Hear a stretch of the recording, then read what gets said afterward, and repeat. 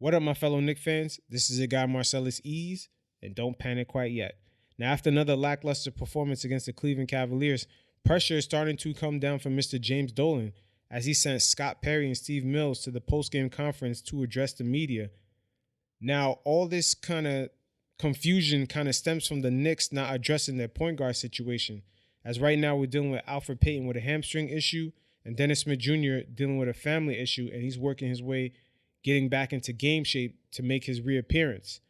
Now, with the point guard situation not being addressed, this does bring some of the issues that the Knicks have into light, as we have Marcus Morris and we have Julius Randle bringing the ball up for some reason, and our offense can't quite get into a flow. Or, we're 1 minute we're consistent, we're playing, a tight game against Boston, then the next time, we're down by 20 points for most of the game against Sacramento.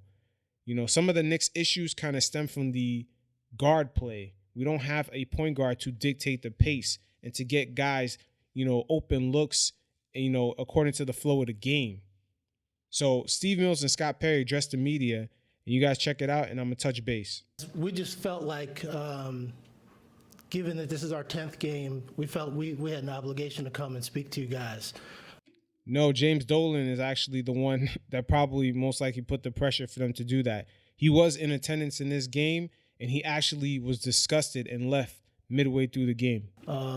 Obviously, Scott and I are not happy with where we are right now. We think the team's not performing to the level that we anticipated or we expected it to perform at, and it's something that we think we collectively have to do a better job of delivering the product on the floor that we said we would do at the start of this season. It's actually hard right now to judge that because, like I said, Dennis Smith Jr. is working his way to getting back into game shape, and then Elfrid Payton is dealing with that hamstring issue. Once the point guard situation is we kind of see how that's really looking like, I feel like we'll get a more idea of this team's potential. I mean, I don't think there'll be we'll be running deep into the playoffs, but we'll definitely, should be around a 30 to 40 win team at least. We still believe in our coaching staff. We believe in the plan that Scott and I put together and the players that we've assembled, but we also have to acknowledge that we haven't played at the level we expected to play at. We haven't played we've seen glimpses of how we can play as a team when everything comes together, but we've got to find a way to play complete games at the level that we expect our team to play at. And that's a responsibility that we take collectively, but I also think it's important for us to communicate to our fans, and we're committed to making this better, but we have to, as a group, come together and be more consistent in terms of how we play. With that, we'll take questions. Yeah, it's very hard to be consistent when your point guard situation is not addressed yet. I mean, in the offseason, the Knicks did spend a lot of money on forwards, but like I said, they're really relying on Dennis Smith Jr. to be that player that they need him to be. And then the backup plan is Elfrid Payton, since he gelled really well with Julius Randle down in New Orleans last season. So they're kind of using him as a backup plan to make sure that Julius Randle stays on point. Just out of curiosity, what spurred you guys to address us in this fashion? Because it's rare for it to happen. We're not happy with where we are. This is not where we expect it to be at this point in 10 games in, and we just felt like we had an obligation to do that. What's your sense about what the owner, James Dolan, feels about the product so far and the play of the team so far? I mean, Jim still believes in the plan that we put together, but he's passionate as we are about this. So he would want us to have a better results on the floor as well. But I think Jim is a fan and believes in what we're doing, but he has the same kind of expectations that we have. And this is really about how we feel about what we should be doing and what we should be delivering as a group. And we all take responsibility for that. Did he talk? Yeah, James Dolan is definitely he has every reason to have expectation. It did spend some money during the offseason, but also that Brooklyn Nets pressure it's real. It's real. Just this week, Kyrie Irving got a major poster put up right next to Madison Square Garden.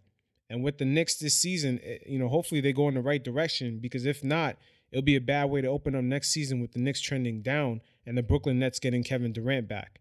So like I said, Dolan's monopoly is pretty much, with the arrival of Kevin Durant and Kyrie Irving in New York City, is pretty much coming to an end. You guys today? We've talked to him during the game. I talk to him all the time over the course of the game. Chris? Do you feel like the level of effort is where it needs to be right now? I mean, do you feel like you're seeing enough just on the court that their effort is where it needs to be? I think it's the lack of consistency there. For the most part, we've seen it, but you see sporadic efforts too, and that's what we talked about as we sat, during this game, and one of the reasons why we wanted to come out and address you guys, because we got to be consistent in all areas of the game, starting with effort. Steve, I know you mentioned the 10 games, but is this something that if they played like they played Friday night, you wouldn't have come out tonight? Well, I think if we had delivered that level of effort again tonight, and we probably wouldn't have come out. But this is something that we expected, a more complete game of basketball tonight than what happened on the floor, and we feel like we have an obligation to talk about that. You talked about consistency, but does a lot of this come down to results as well? If this is a team that's winning 2 out of every 10 games, regardless of what the effort is, that will not be good enough in your eyes? Well, again, we're not here focused on the record. We're focused on improvement and delivering a consistent effort, because we believe that if this team plays with the kind of effort they played on against Dallas, that we'll win basketball games. But the solution is for us to come out and give play a complete game of basketball every night. Yeah, what he said right there is the truth, because they're not really expecting this team to win a lot of games. But the effort so far this season has been very inconsistent. Like I said, against Boston, when they lost the game by 2 points, they clearly played up. And then just for the next game to clearly play down against Sacramento. Same thing for Detroit. Detroit was missing Derrick Rose, Tim Frazier, and it was missing Reggie Jackson, and no Blake Griffin. But yet we were down for almost 10 points, 10 to 15 points for the whole game.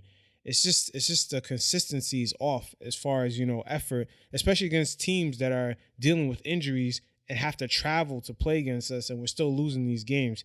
Things just don't add up.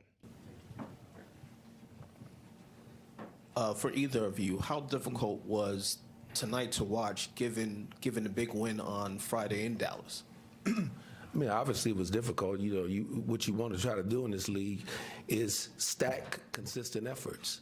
And after we, played the way we did down in Dallas, the expectation was that we would come back and at least play close enough to that level to give ourselves a better chance to win tonight. So that did not happen. Yeah, to lose to two young rookie, I won't say rookie, but Darius Garland is a rookie. And, Colin Sexton is a sophomore, but to lose to two young guards like that offensively and defensively, that team is at the bottom rankings. It just didn't make sense, especially the way we lost. We were just down for the whole game. Just no energy. For both of you, what's the level of patience that you have with Coach Fizdale and this team to figure things out before you start considering making changes? No, we have patience, and we believe in Coach, and we believe in the group.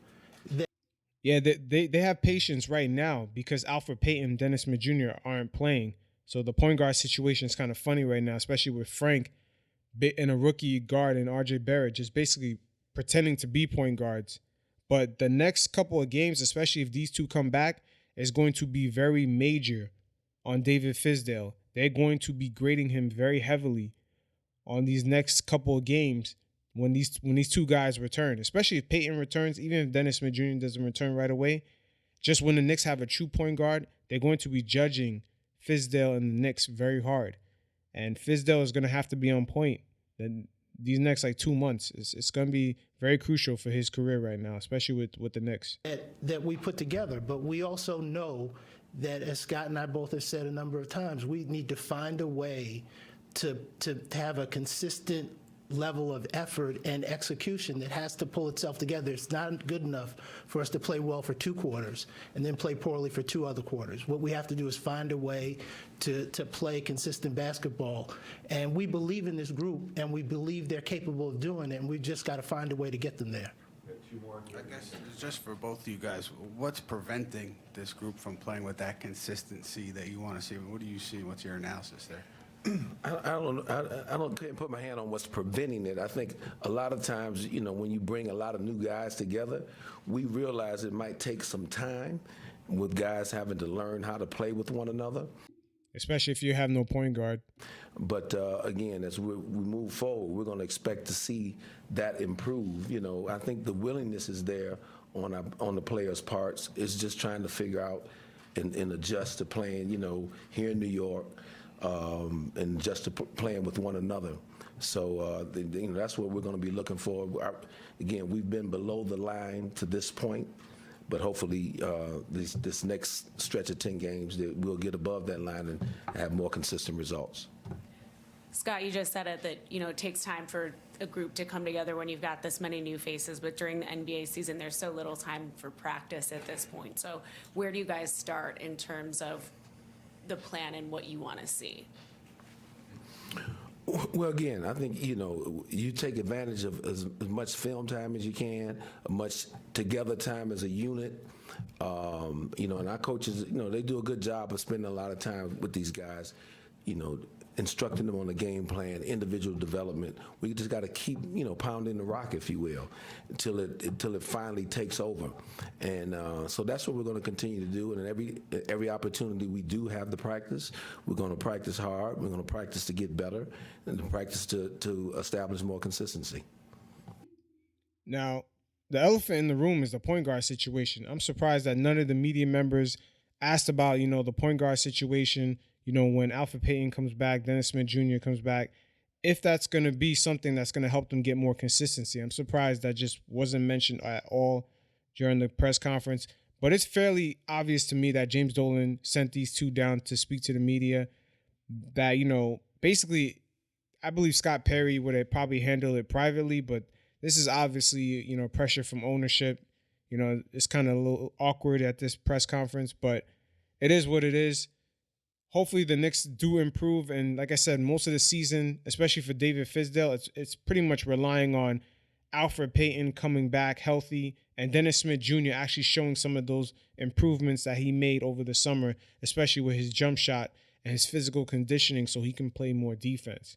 But, like I said, the point guard situation, it really has to pull through in order for this team to be consistent. But you guys let me know what you think, and you guys stay safe. Peace.